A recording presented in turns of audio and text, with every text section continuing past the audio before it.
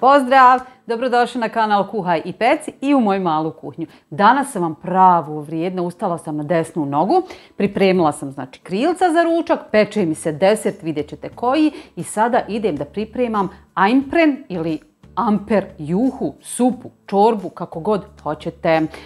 Možda omladina ne zna šta je to, stari će se vjerovatno sjetiti. Ako niste dugo pripremili, evo ideje, pa možda već sutra da pripremite. Vrlo jednostavna, bude gotova za 5-10 minuta, hajde, nećemo sitničariti.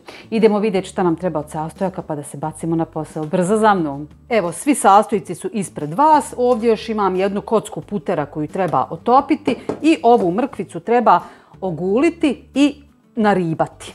Nekad se stavlja, nekad ne stavlja, to je sve stvar ukusa, ja volim mrkve. Što se tiče sastojaka, sve sastojke možete naći u opisu videa, dakle ispod videa u pisanom tekstu. Evo, mrkvicu ću naribati. Evo tu možete vidjeti krilca koja sam pripremila za ručak, marinirana su jučer. Sve recepte i za krilca i za moj desert imate na mom YouTube kanalu. Evo ga, i desert je gotov, pita od šljiva, kod nas poznata kao šljivopita. Znači meso je u rerni, sada idemo pripremati ovu našu krasnu supicu. Puter smo stavili da se otopi, a sada ćemo dodati i jednu punu kašiku ulja.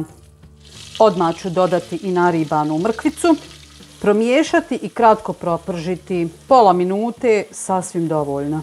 Dodajemo jednu kašiku brašna. Ponovo pržimo. Isto tako nekih pola minute do minutu na laganijoj vatri da ne bi brašno izgorilo. Zatim dodajemo jednu čajnu kašiku crvene paprike. Sve brzo promiješamo. I zalijemo sa vodom.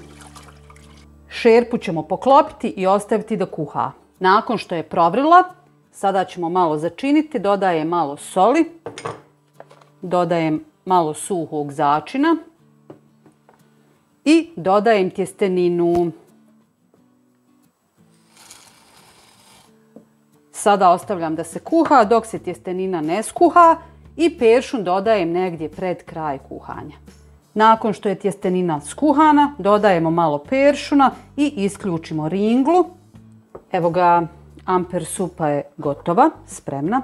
Sada ćemo je fino nasuti, krilca se peku.